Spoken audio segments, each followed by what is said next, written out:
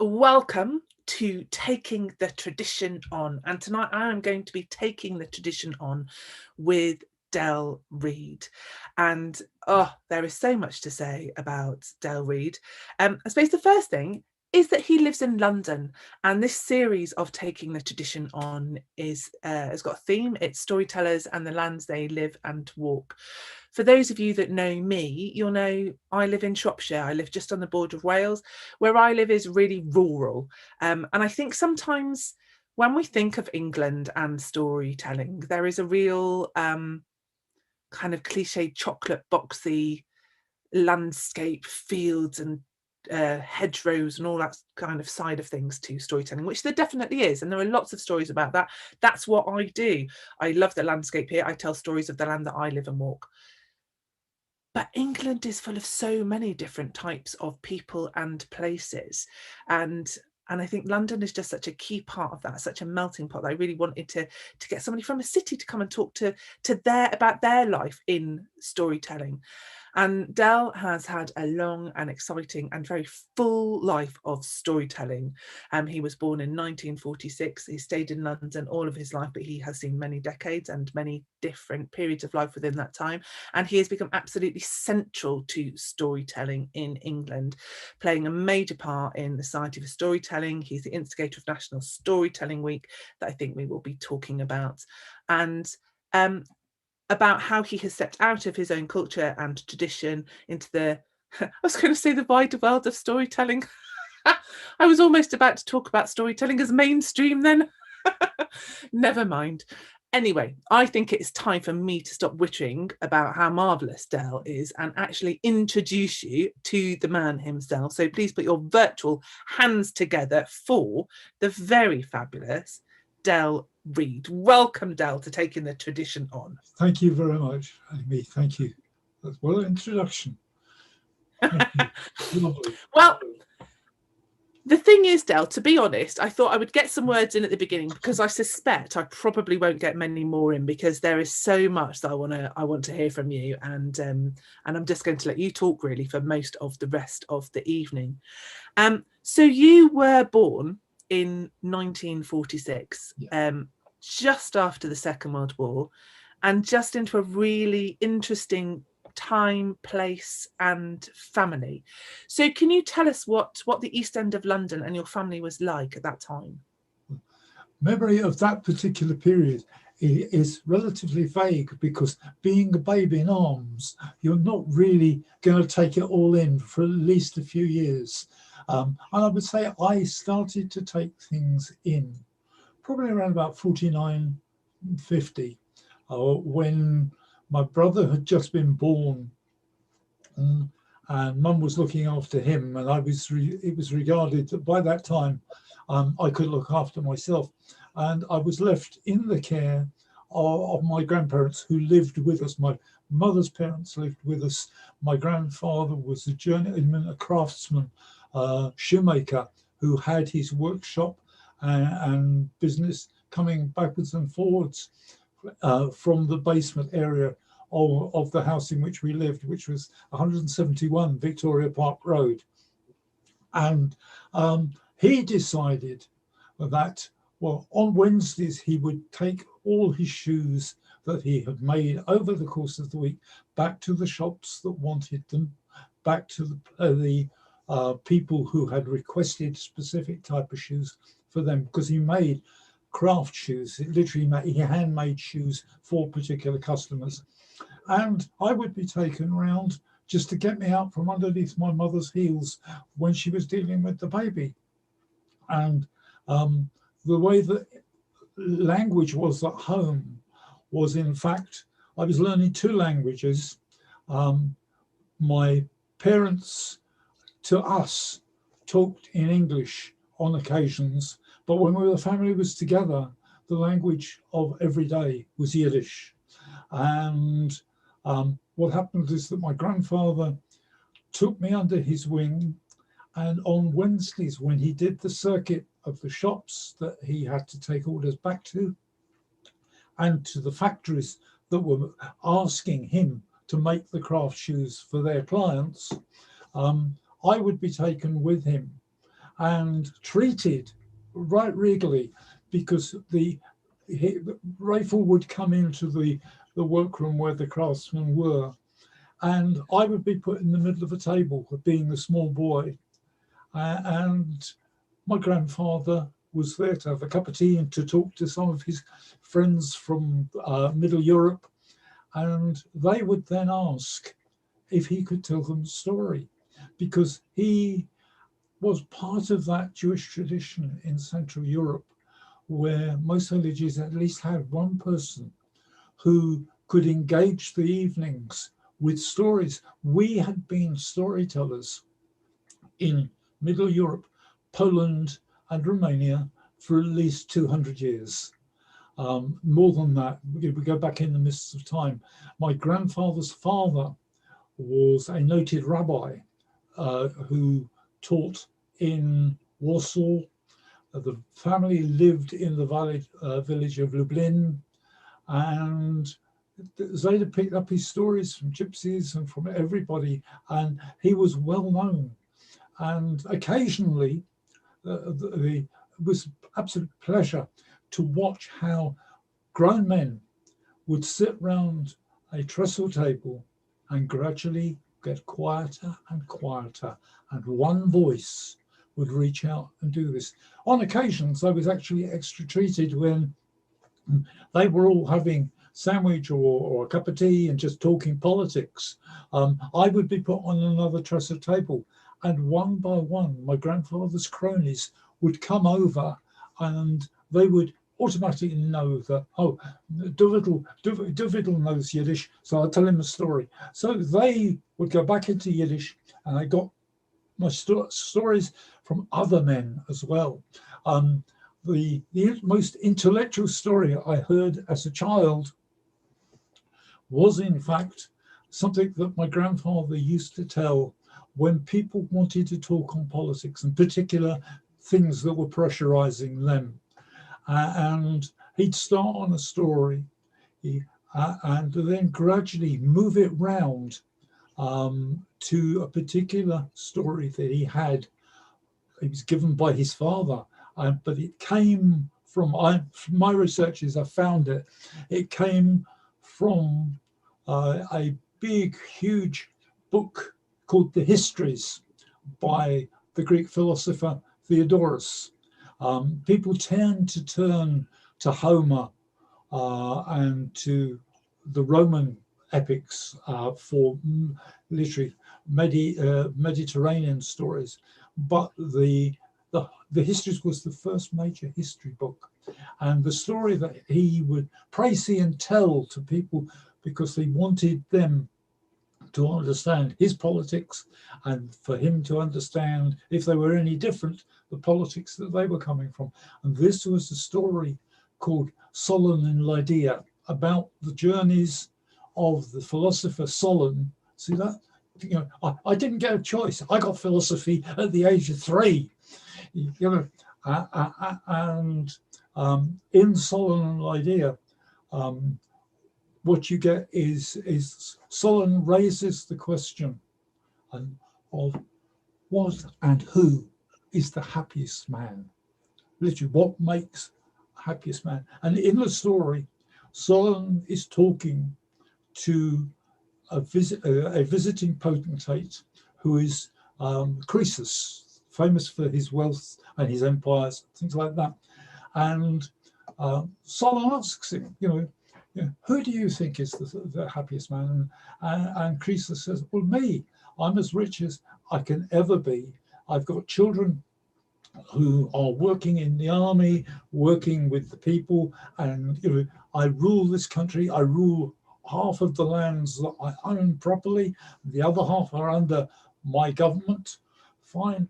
And Solon says, well, there is a guy in Athens who's a relatively poor man, but he has 2 sons who he set up in business, who are doing incredibly well. He has some grandchildren, and every time I see him, he's happy, he's smiling. I wouldn't say that he was happy with his lot. He strives to get more for the family, but he is happy in what he's doing.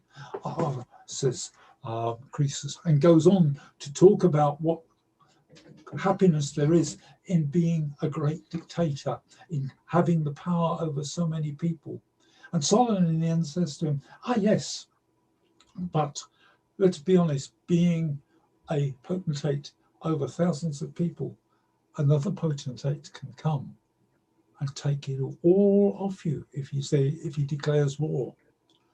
Literally, Croesus says, no, it would never happen. Nobody's as powerful as me. And the story leads off that when Solomon is on his travels a couple of years later, he hears that Croesus's empire has crumbled. Literally, somebody murdered him and an enemy came in and took over. His family was wiped out. And Solomon then reports to the guy who wrote the histories that, the happiness that was known by Croesus was temporary. And that's the problem with everybody who thinks that they can rule other people. It's temporary, and it only lasts, if they're lucky, a lifetime. And he would bring this up as a story among the workers. Just, what makes you happy? What are you happy with? So on and so forth. Because he was involved, not only he and my grandmother were involved in what was known in Jewish circles, in Yiddish circles, as the Arbeiterring, the workers' circle. Literally, they would meet, and there again, on occasions, I would be taken on a Wednesday evening to the headquarters of the Arbeiterring behind Hackney Empire, sat down on a chair. Lots of old people from Middle Europe would come and talk to me. And I was Raphael's grandson. So, I was already blotting paper for stories. So men would tell me the stories of how they got to this country, what they had to do, and what they had to travel, and the difficulties that they had, and the cities that they went through. So I got geography lessons and various other things from the people who had actually experienced it. And on occasions, also, I would be taken out. I would say, for me, it was the social education, because being a community storyteller, a Yiddish-speaking community storyteller among the immigrant generation who was still around, what would happen is that occasionally we have a tradition called a shiva. And a shiva means 7 days, in which if somebody dies, the family mourns, or they sit on low chairs and they have prayers said, and friends bring meals round to them so that they shouldn't have to cook because they are in mourning as such. And sometimes my grandfather would be asked if something had happened, could he come down and tell a story? I remember on one occasion going down to a house where the wife had been so badly cut up by the death of her husband and just seemed to lose it all. And he told a story, and at the end, everybody shook his hand and said, thank you. This woman gave my father a big hug, my grandfather a big hug. And it was just the fact that he touched her. The important thing with the story he told was it had touched her. And yes, she still cried, she still mourned, but she learnt from the story the seasons of life and where we have to sometimes let go.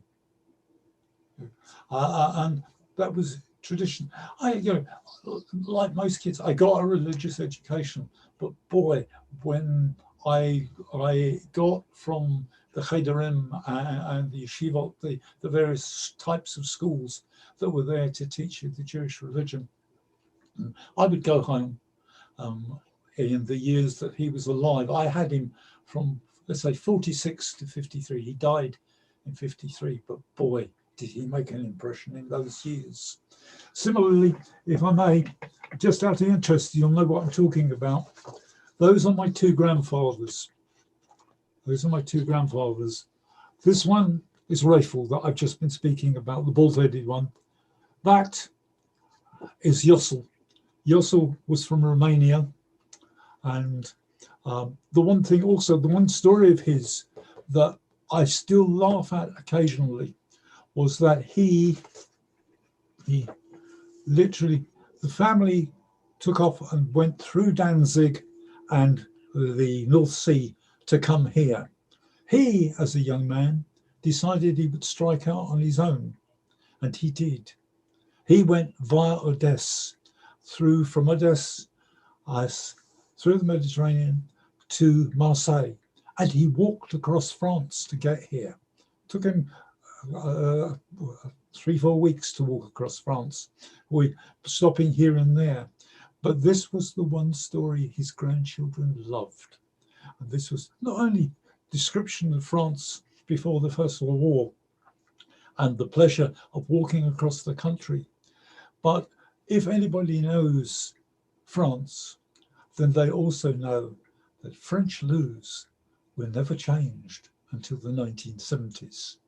And on one occasion, this he told me, literally one occasion, he made it to a wayside inn one evening as it got dark, and he wanted to excuse himself. So he had a meal, talked to the innkeeper, and the innkeeper opened the front door and just pointed out into the darkness and said, there's a hole out there somewhere. That's what you use. That's what we use. And he walked and he walked and he walked. And if you can imagine, what happens was that on the occasion, on the Saturday afternoons when the family gathered, and my grandfather had pulled all his grandchildren down into the workshop, and we sat in a semicircle at his feet, and he told us that he walked out into that darkness and he found the loo, or should I say, the loo found him. And you suddenly are aware that this guy, this little old man in front of you, literally was covered with what in Hebrew they call zevel. But literally, and he got out, and even the innkeeper didn't know what to do with him when he walked back to the inn. And you're thinking, it's bad enough. I feel ill when I have to do this, And he was stuck in the hole for half an hour, and yet you laugh. It's a yuck type situation. But the guy was laughing at it himself. He could afford, after all those years, to laugh at it. And what he would do on Saturday afternoons, which was the gem of the week for my cousins, because I got stories every day of the week, but they kept coming around on Saturday afternoon. What happened was that we sat in a semicircle, and he would tell us stories from the old country, from Poland, from Central Europe, rabbinical stories, stories of saints, stories of people like his father, who were what they call Magidim, who were the wandering preachers, would go from village to village. And at this point, I could say, you see, that when you deal with Jewish history, you find a lot of Jews will turn around and say, well, my ancestors lived in the shtetl, and the shtetl was in the part of settlement. It wasn't. The shtetl is the wooden shanty towns that the Jews were forced to live in after 1650. It's from 1650 to 1825. They lived in various villages all over Poland and corners of Russia, which were the, if you like, the little towns represented by Anatevka and Fiddler on the Roof. After 1825, if the Tsar decided, all the Jews in Poland and Russia would live in an area on borders of Poland and Russia, in an area called the Pale of Settlement. And they had to have police passes, like so many races, is that you couldn't go from town to town unless you'd had an okay from the local constable, and he'd stamped your pass that you could go. It got worse and worse, and then you begin to hear, well, you heard in the 1700s the word first pronounced, and that was pogrom, as the Russians call it.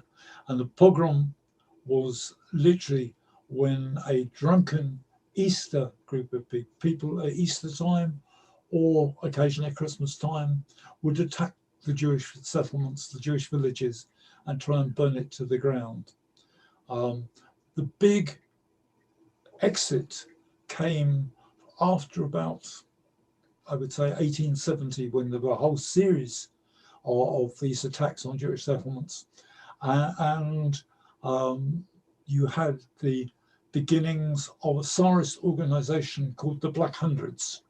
You know, this was imperialist Russia, had the Black Hundreds, and they were all noblemen who led gangs to attack the Jewish villages. And this is what made the big rush happen, the Western move. You know, you get it at the end of Fiddler on the Roof, when the daughter, one of the daughters joins the revolutionaries, and the rest of the family are moving westward into France, into this country, into America, and settling to try and find homes there. But you had a core of people like my grandfather who had represented traditions in the villages and told the stories of the people, not just biblical stories, because biblical stories, people automatically think are stories from the Bible. But what you have to explain to people is that you have the biblical stories, which are accessible through translation to everybody. Anybody who reads the Old Testament will see the old biblical stories. But there is a group of stories called the Midrash. And the Midrash is from that generation of storytellers, or those generations of storytellers that existed between the fall of the temple, and the temple, and the literal drive by the Romans of getting the Jews out of ancient Israel and across Europe. And they banned the Jewish religion. Roman occupied ancient Israel and banned the Jewish religion. You know, anybody caught practicing, well, we got used to it with the Nazis. You know, unfortunately, it has happened to us time and time again.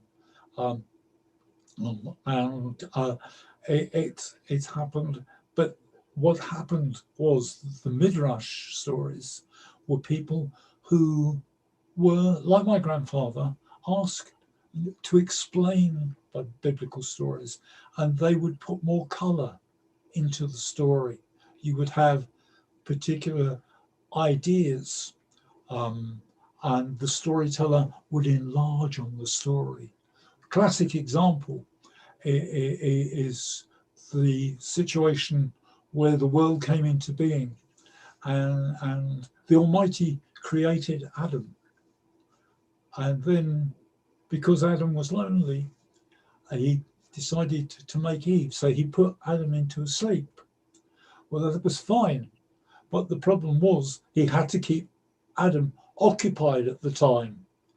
And what he had to do was to put Adam into a deep enough sleep that he could not only take the rib out of his side without any pain, but he could spend a lot of time explaining to Adam the reason for making the earth and the reason for creating humanity.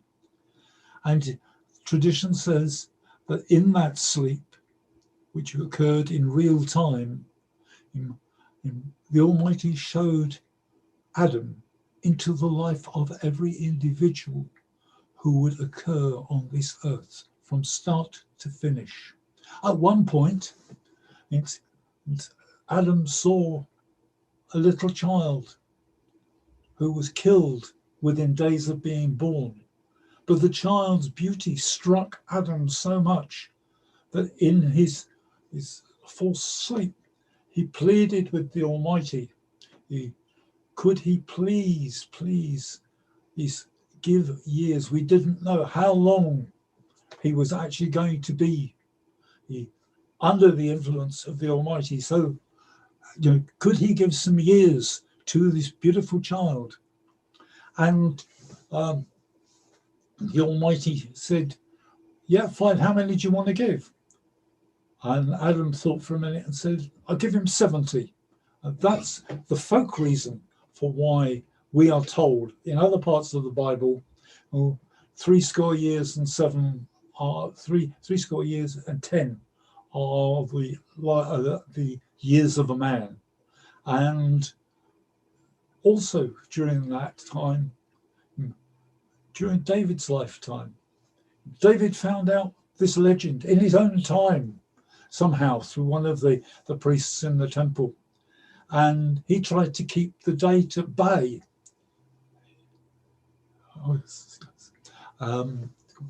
He kept the date at bay. And he decided that the one thing that he could do was every Sabbath day on which he was supposed to die, to study and to finish on a question.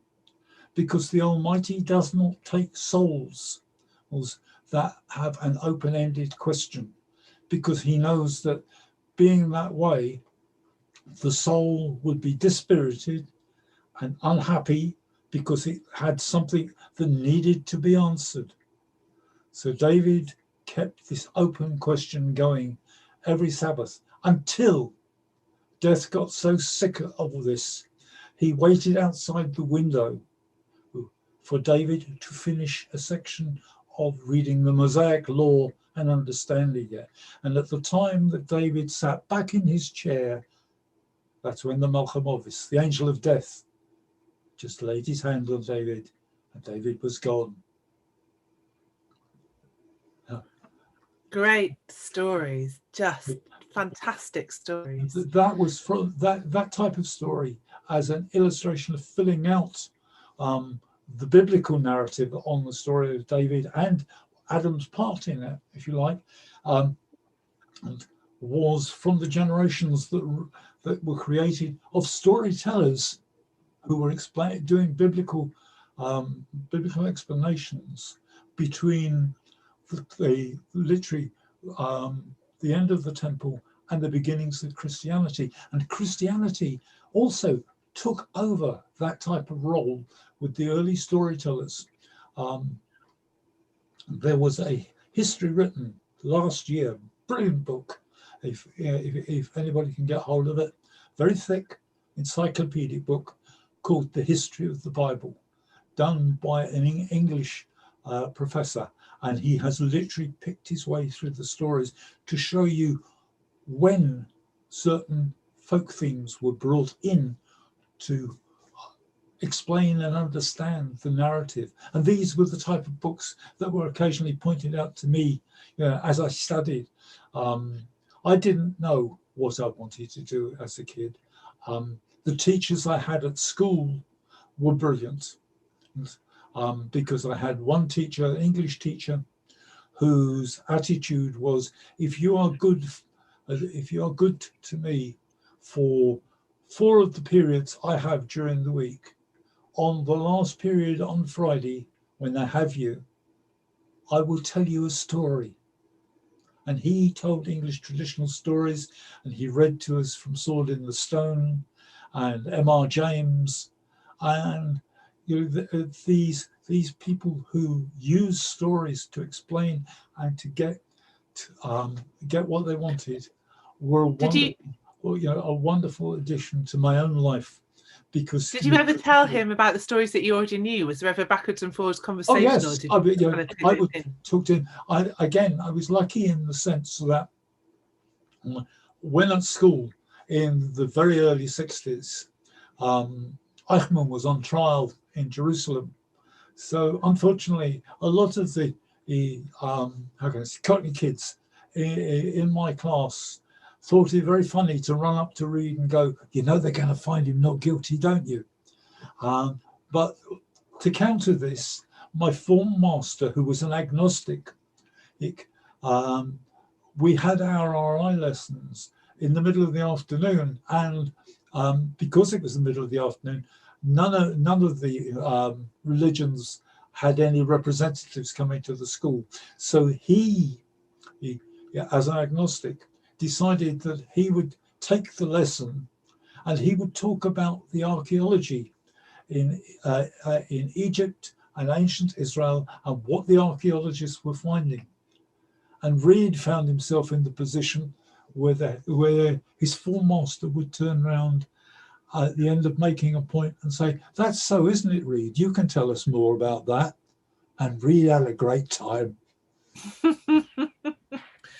Oh, it's great. And I'm pleased that you found people like that. And I mean, that's one of the things I'm really interested in as well, because I mean, London is, I mean, it's such a well-known place throughout the world, and yet it's got so many different sides, and it's always constantly changing. And I'm really interested to know kind of what your grandfathers and your family and those older people that you were sort of talking about, what they found when they came to England, what their experiences were, and kind of what that London was like, and how you've seen it change. I mean, that's a big question. And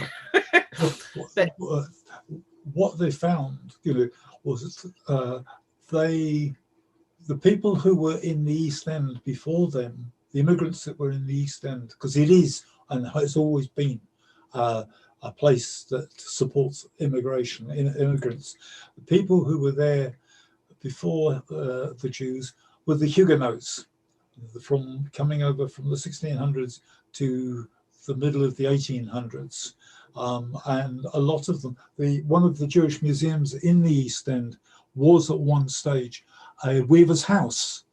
And it shows part of its tradition and the people that have moved through the building over centuries. And as we moved in, the Huguenots began to move out into the larger community and become more and more English. But they brought their industry with them, which blossomed there and did. When we arrived, one of the things that people forget, it's terrible to say, the younger generation don't know, but then I'm 74 this year, and I can talk about the younger generation. But the thing was that the immigrants brought with them their own culture. The synagogue practices of Middle Europe were there. All the bakeries were taken over, the deep ovens that they had, and the style of cake making changed. The Dutch moving slightly upmarket as they moved out. We bringing some of the things in, some of our practices into the bakeries. For example, because Saturday, Saturday is our Sabbath. What would happen is all the wives would actually cook a bean and meat lunch, and this would be made ready on a Friday afternoon. They would then take the mixture that they've made, and there would be an agreement with all the kosher bakeries in the East End. They would take their dishes that were for lunchtime on the Sabbath and put them into the deep ovens where the bakeries used to just make their bread for most of the week, and come back for them at lunchtime on the Saturday, because the meal would have been slowly heated and cooked, and the stew would boil in on itself, and you would have a hot meal for my grandparents' generation. And you would have other things as well that the bakers had agreed that they would cover for that. And that was only at a very low fee given. You gave some type of money across hands. Some bakers didn't charge because they regarded it as what they call a mitzvah, a good deed. The type of stories that were relevant at that particular time. Interesting, because if anybody here listening was aware and listened to Lunacy earlier on in the week, or last week, they had Ashley Ramsden. And one of the stories that Ashley told was about what he called a Lamed Vovnik. And he said a Lamed Vovnik is a very holy man. Well, that is not quite true. A Lamed the letter Lamed means 30. Vov means 6. It's a numerical figure. Yes, it has a letter equivalent, but what it means is it's the face of a legend. And according to Jewish tradition, there are 36 men, 36 people in every generation. It doesn't matter if they're Jewish or they can be of any race across the world, but there are 36 of them who based on the law that the Almighty gave to Moses, and he said, when you judge the community, for my sake, you will set 3 over the hundreds, you will set 3 over the thousands. And he went through. So the final figure of the threes together were, because there were 12 tribes, 36 men. And there are 36 individuals in the world somewhere, dispersed through the religions, or maybe they're all Jews. But they are the ones who, when trouble strikes, are the ones who soak up the problems on behalf of the Almighty that humanity does to humanity. Legend goes on to say that so badly they don't realize what they are taking on, these 36. They don't know who they are. If ever it's found out, then that Lamed Vov will be cancelled out. It's the unknown judges. And what happens is that they take up the pain of the people that they represent, that they don't know they represent. And it takes the Almighty 1,000 years to unfreeze one of them from the pain that they were not aware they were carrying from all the evil done in their part of the world. And Lamed Vov, if anybody's interested, there is a book, a very famous book. Dan Brown has been promising for years to write a book like he did about Christianity, about the legend of the Lamed Vov. But the best book, as far as I know, is written by a Frenchman called The Last of the Just. It's by André Schwarzbart. And that covers the idea of these particular righteous characters who are the blotting paper of humanity. And it covers the time from the one major massacre that occurred of Jews in this country, which is Clifton Tower in York, back in the time of Dick Whittington, and all the problems that have occurred since all over the world for us and for other certainly lots and lots of them to blot up. Yeah, definitely sound really good. That sounds like a great book. God puts them in his armpit, so the legend says, and holds them down, and it's the warmth of the world in the armpit that gradually thaws them out. Oh, it's marvelous. Well, I'm going to move us on a little bit. It feels like we've only just really started talking about kind of the East End, and there's so much to hear about the East End and that time. And I really want to hear the story about your not Raphael, but the other grandfather. The day that he came. Can we hear it really quickly, because it's just such a great story? But I think we need to talk about you a little bit more and your story. Well, the story of the interesting thing is stories told to kids. I mean, like the Adam story about the fact that Adam was put into a sleep and he slept in real time. And during that real time, he was shown into the history of every human being who would ever exist. I asked my audience, have you ever felt that you were part of somebody's dream and this is not for real? There's days that I wish it.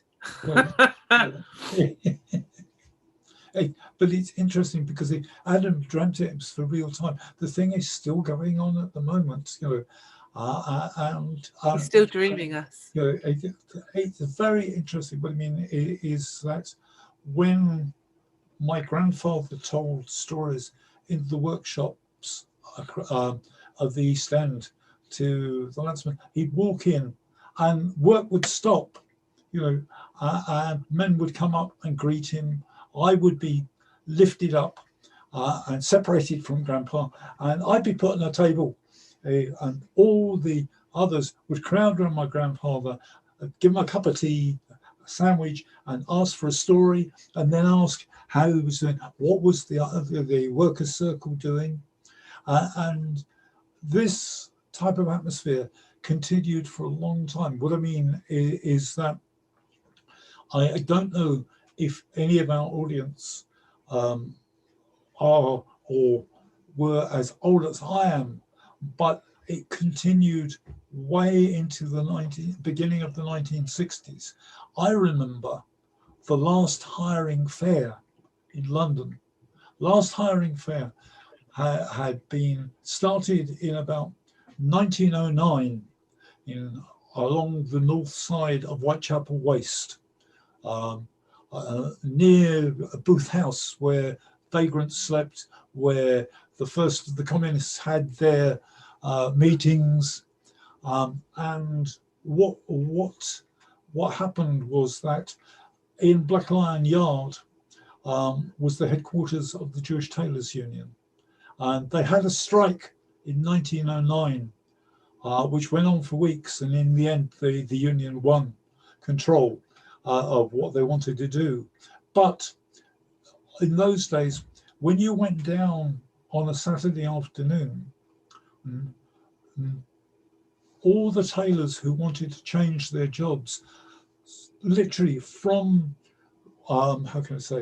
from about Black Lion Yard, where the union was, all the way along Whitechapel Waste, where the fruit and the vegetable barrows used to be, he was full of tailors looking for new jobs. And the master tailors, as men like my father, would go through and say, I need 4 cutters. I need 3 filling hands. Can you do it? I want reliability. And literally, they all sign on with my dad. My dad would take it to the union headquarters and get the names down, and he would expect them to be there on Monday morning at the start of work when they opened the workshop at 8 o'clock. And this was how they did it. But also in 1936, this had all gone on, still going to 1936. 1936, the union, one of whose greatest organisers was Arnie Wesker's aunt, literally moved to Hackney. He needed bigger premises with what it was dealing with. But the tailors decided that they wanted to stay in Whitechapel. So what happened was the union put up opposite the Bell Foundry on the other side of the road, a very famous Whitechapel Bell Foundry where America's Liberty Bell was made, a huge colonnade billboard, which on Sunday mornings, all the jobs were changed that were available, and the tailors would come down on Sunday morning rather than Saturday afternoon, look at it, and if anybody fancied a job, they'd write down name and address of the worker, go over to the union. The union would arrange an appointment for them on Monday to go and get an interview as a cutter or a tailor or what they want, and that's how they would change their job. And this was the hiring fair. And what I used to enjoy as a toddler is going to see my father's father in Brick Lane, his side of the family from Brick Lane, and you'd literally get off the bus many stops earlier along Whitechapel Road, because the tailors, literally thousands of them, were all over the road. They would hold up the buses, the taxis, and everything, and you'd have bus drivers yelling hell at the tailors in the road, and the tailors just waving them down and going, "I'm sorry, I've got a point to raise here, and you're going to stay where you are until I've finished. Do you understand?" And I'm watching a people literally asserting itself for a kid was just a wonderful thing. These were all characters. This was my world. So Del, the tailoring was in your family, and shoemaking, and I suppose those were traditional kind of Jewish crafts and jobs to go into as well. So how come you ended up as a storyteller? Because storytelling wasn't a job, was it? I mean, it was something that you did, that you maybe had a family responsibility for, but it's while you were making shoes, or while you were selling shoes, or while you were selling and tailoring. It wasn't a job in itself. Well, the law was laid down to me by my grandfathers, both of them. Literally, we take you with us. When my mother's father would say, you took me out from home when my brother was born, because my mother had to look after the baby, so somebody had to look after Derek. And my grandfather took me around the workshops with him, and I met all the men, and I got spoilt rotten because I was Rafal's grandson, and all of them loved to listen to my grandfather, and to a certain extent, it's pushed me through life. One of the greatest compliments I ever had was in 2002. Somebody had heard Pippa and myself telling stories at Sidmouth, and approached me and said, I helped run a senior citizens educational program in a JACS. They were Jewish aged cultural clubs. And said, I enjoyed your story and what you said about yourself. Would you come down and give us a talk on the history of Jewish storytelling? Because part of the work that I did was Jewish folklore, talking about the traditions, where they came from, how they evolved. And I said, yes, fine. When we got back, I got a letter officially inviting me to the Gants Hill area, the Ilford area, a big hall in the area. And 6 weeks after my mother died, they made a date for me to come down and do an afternoon of storytelling, and how I got into Jewish storytelling, and my grandparents, and if you like, the lineage, the Yechus. And I said, yes, fine. And at the end of that afternoon, and my audience, in fact, were over 200 old pensioners. Absolutely fantastic. Biggest audience I've ever had. Over 200 patients. At the end, and I always ask if people have got questions. And the first two people who had questions said to me, can you tell us another story? Make it short, but you were so good, thank you. And you reminded me of my father. You did this, you did that. Yes, yeah, fine. I knew all these people. And the third guy up gave me a very emotional piece of gratitude, and it put me where I'm very pleased to be. He said to me, Mr. Reid, you said you learnt the first stories you ever heard from your grandfather, who was a shoemaker, whose workshop was 171 Victoria Park Road in the basement. Yes. Mr. Reid, did you know anybody at 169? Yes. My grandmother's best friend was Mrs. Rose. And this old man said, and Mrs. Rose was my mother. And I heard your grandfather. And today I have met his equal. And you could hear from my voice How literally, when somebody does that to me and says, "You're as good in your own way as your grandfather," when you tell us our traditions, um, I stand 10 feet tall, because this guy turned around to me and said, "You know, Mr. Reid, if your grandfather was alive today, he'd be bloody proud of you." Oh, yeah. Well, he would. He absolutely would. You've said that you always let people ask questions at the end. Yeah. We're not quite at the end, but we are scarily close.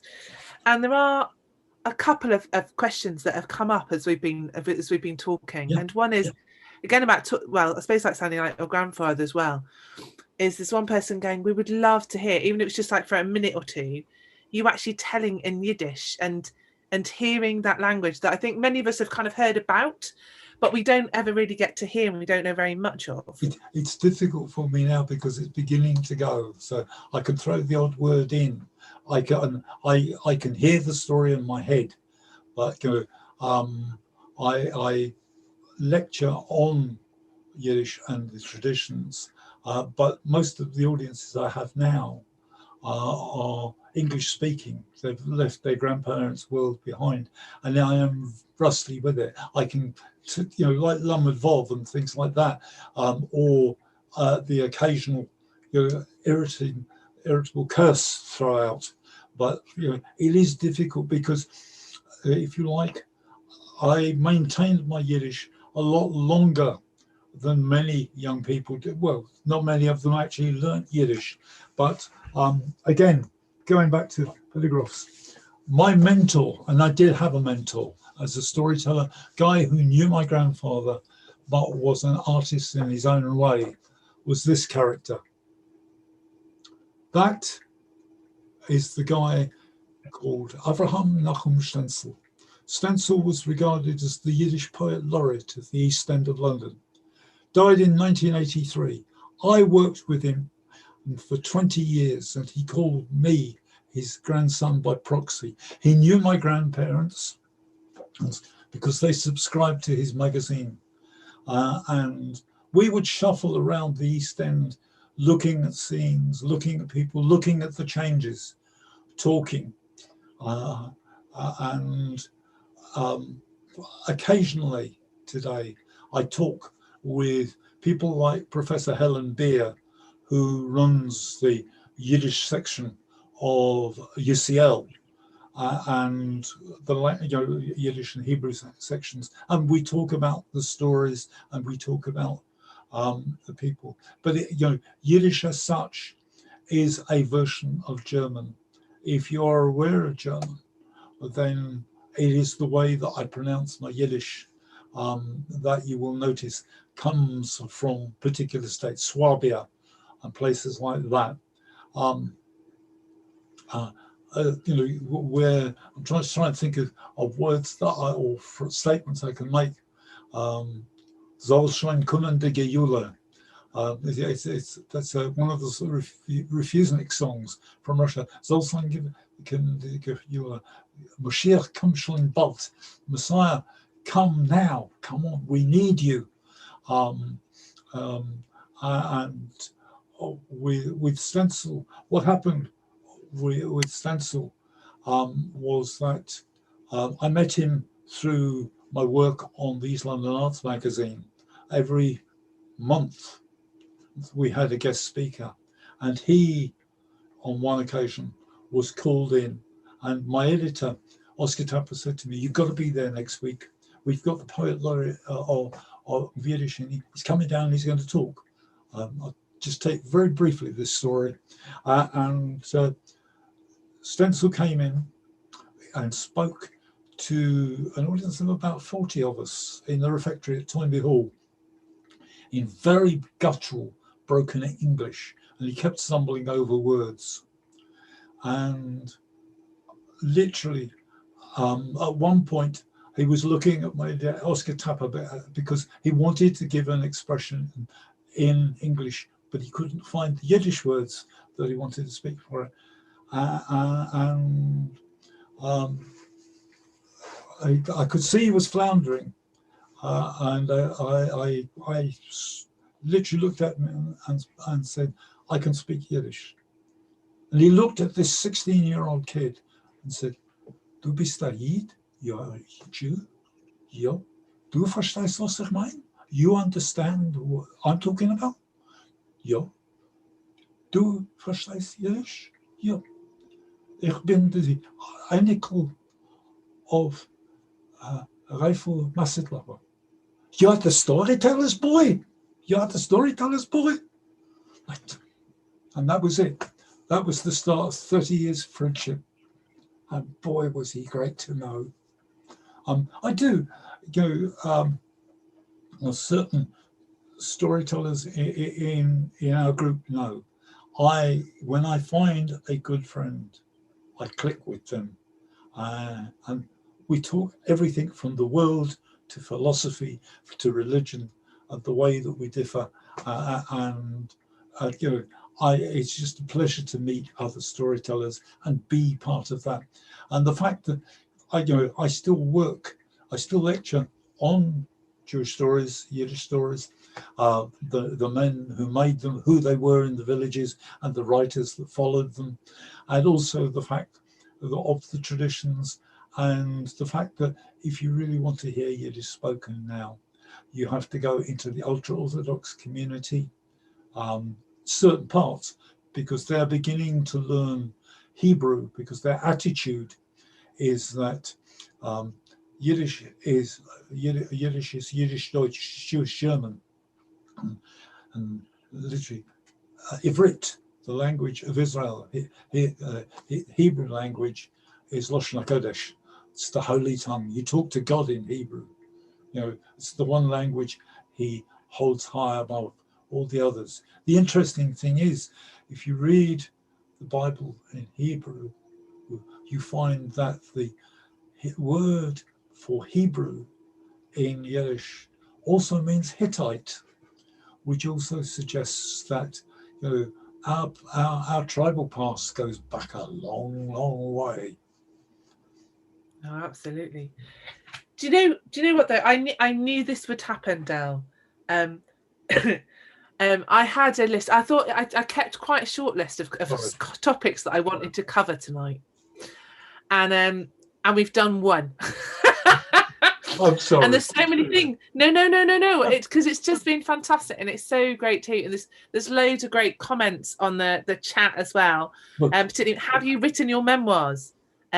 You should. I don't think you have. I mean, because we've been friends, since the early days of the Society for Storytelling. Really, I think we met 98, maybe. Yeah. The problem for me is, as a Jewish writer, because the other side of my life is poetry and writing, which is started when I was a kid. My mother kept my earlier ones. That's a Jewish thing for you. Your mother holds your poetry.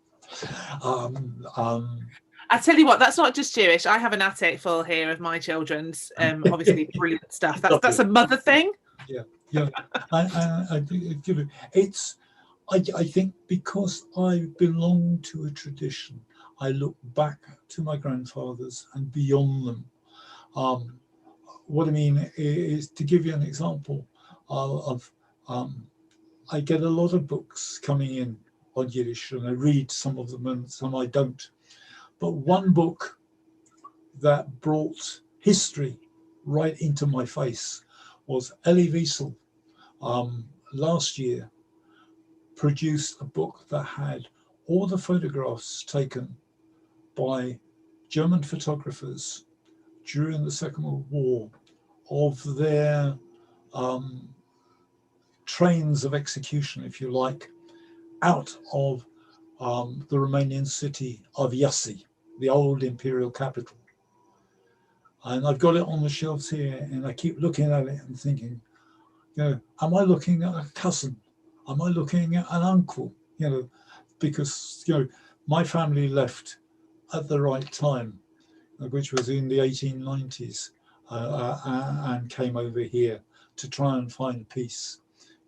But those that stayed behind got hit by the Holocaust, or the way that the Romanians themselves sided with the Germans to attack the Jewish population.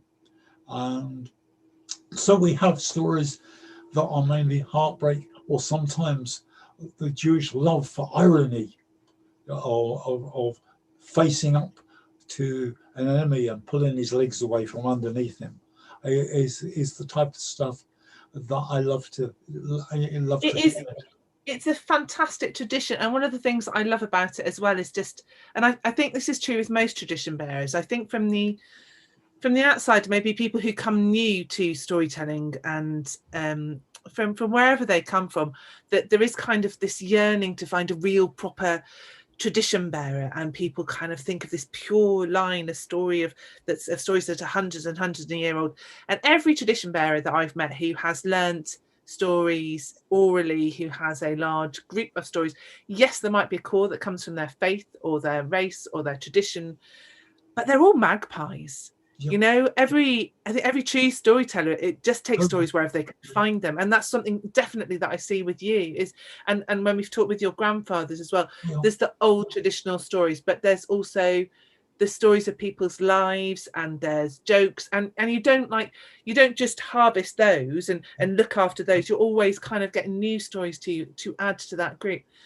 And what I find with you as well is that you're a real bridge. So we've been looking back mostly this evening and looking at the past and things that have gone before in the tradition, but I'm going to make you look the other way just before we finish, because we do need to wrap up fairly soon. Okay. Because you're somebody who does look into the future, and this is taking the tradition on. So I'm wanting you to just maybe look and give us a few words about where you think it's going. And I'd like to say one of the great things is that you've stepped out from being just within your tradition and the Jewish people within the East End, and I think that can be quite a closed culture sometimes, that you kind of talk about it within the culture, but you've really stepped outside and opened up to everybody. And I think being part of the Society for Storytelling and the things that you've done there to let the rest of us know about Jewish culture has been amazing. And starting National Storytelling Week, which I think is just a wonderful way of taking storytelling into the future, has been a hugely successful initiative. So I am going to let you get a word in edgeways, Del, but just a few words about where you see the tradition going. I see a tradition that multiculturally is beginning to flow. People are beginning to take an understanding of why we are there, and literally talking to people with an entertainment, and somehow turning around and saying, can you stop for a moment? Let me tell you a story. There was a comedian who used this. Stop for a moment. Let me tell you something. And those are words that sink in, because people will be nosy, they will listen, they will hear, they will take it away. And I think that a lot of our storytellers have the gift of perception. They see where somebody's eyes light up on a story, and they round a story around points like that, so that they not only have the silence of an audience or an individual to put a story to them, for them to just nod their head as in agreement, but also to turn around and say, yes, I know what you mean. Actually, there's more to this story. As you tell me, there's much more to this story. And I look back over the years to my grandparents and my grandfather, and Stancil, the poet who took me under his wing as a young folklorist, said it to my parents. I couldn't make a meeting with him on one occasion, and I asked my folks to complete a translation of a short story that I had started with him, called Death of a Fly, in which a man slowly buries a fly alive in a mound of sugar. It's actually written by the grandfather of one of Pippa's friends. and in doing this, and Stancil turned around to my folks and said, "Now I understand. Now I understand." And my father said, "What do you understand, Mr. Stancil? You haven't made that clear." And he looked at my dad and my mum, and he said, "I always wanted to know, poets and writers and even storytellers are born with the lust, if you like, to fight, to cross swords, to explain themselves, to explain to humanity why it is. Derek has always been different. Now I know why." So my father said, "Well, why?" He said, "It's love." He wants, literally, for the people who gave him love, the storytellers that he knew when he was young, storytellers he knows now, he has great affection for, because he knows what they have to go through to get there. Now I understand. And my folks just nodded and said, "Well, we've been aware of that for a long time." And I think that that's what perhaps some storytellers don't know, that when you've got the personality to put a story across, and people read off your face the emotions you're expressing, and you're telling, when you're telling a story, you are telling a story far deeper than you even think the words are. I can't think of a better place to finish on than that, Del. Thank I you. think that is the place to end, is with love. There is so much love for you on the chat. So thank you so much for all of these fantastic comments that are coming up. Seth, I am so sorry. So Del, Seth's really interested in that connection between the cultural exchange between the Gypsy stories and the Jewish stories. I would like to have that conversation with you too sometimes. We're just gonna have to do it again, because there's so much more still to talk about. But there's just lovely messages from Elaine, who's saying, I'm so sad that you've lost your Yiddish. There's a big message from Shona Lee saying thank you for talking about the Lamed Vav, and she keeps coming into the stories of the 36 and about their purpose. I'm going to save this chapter. Sorry, Del? They could be Lamed Vav. Ashley said they were holy people. No, they could be anybody. They could be an ignorant man, but somehow on his way down to earth from where he began as a human being, the Almighty, so legend says, looked at this soul and said, "He'll do." And so literally he doesn't know it, but he's the blotting paper for humanity. And I've made a mistake there, because it's Val who said that. I'm sorry, Val, not Shona Lee. Heather in Scotland, Heather Yule, is just saying about, it is that thing of tailors and shoemakers in so many different cultures. And certainly I've got lots and lots of stories of shoemakers from Shropshire and Scotland both. And tailors, there's so many stories about tailors, again, in England and Ireland and Scotland, and the stories that they take. Because it's so many stories, as Shona Lee would say, I think it's here tonight, but stories for another time, or stories that we can tell tonight, because we have come to the end of our time. There will be more stories coming. You will probably have seen this sign behind me for Get a Word in Edgeways. Get a Word in Edgeways is doing loads of things. The next concert that we have is going to be based around St. Patrick's Day with Liz Weir and Anne McMaster, and that is poetry and storytelling, because they do go so well together. Yeah. There's lots on. Sign up to the main list on the Get a Word in Edgeways newsletter website. Sign up to the newsletter. That's the best way to find out what is going on.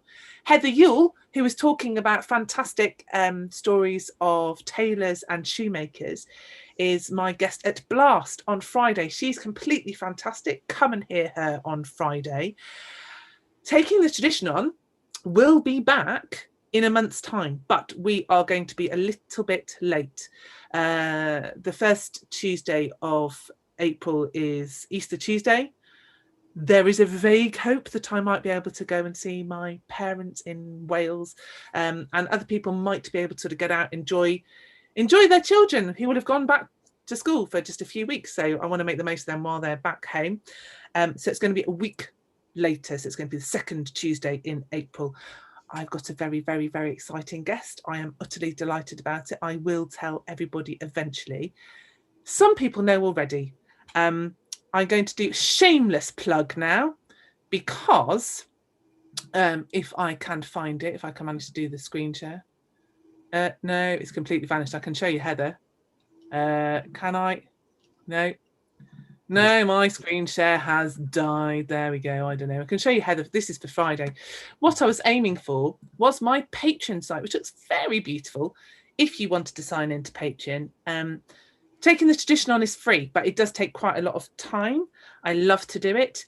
If you like listening and you would like, and you want to come regularly and you would like to put a little bit in the pot on my Patreon site, that would be very much appreciated. Get into the conversation there. And on there, it will tell you who my guest next month is, but I will be announcing it to the rest of the world soon. Those are my notices that I've raced through. There is lots of massive applause and love. Everybody's saying that they would love to have another evening with you, Del, because we've only just got started. So we'll have to maybe sort that out. But for now, for everybody with a true love of story, who tells stories because they love to share, for everybody who has got into storytelling because of National Storytelling Week, which has been taken to the hearts of many storytellers and the Society for Storytelling, thank you very much for coming up with that gem of an idea, Del.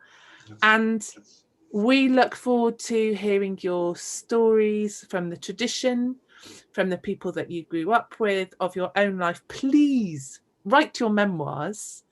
And I just want to say thank you very, very, very much, Del, for taking the tradition on with me tonight, and to everybody who has come and shared the evening with us. Thank you for the opportunity. Thank you. Oh, thank you for a wonderful conversation, and to everybody listening, because it just doesn't, well, I would have sat and listened to you on my own, obviously, but it is different when there's lots of people to ask and share questions and to listen in and to create that space. And we create that space all together. So for now, thank you very much and good night. Thank you. Bless you all.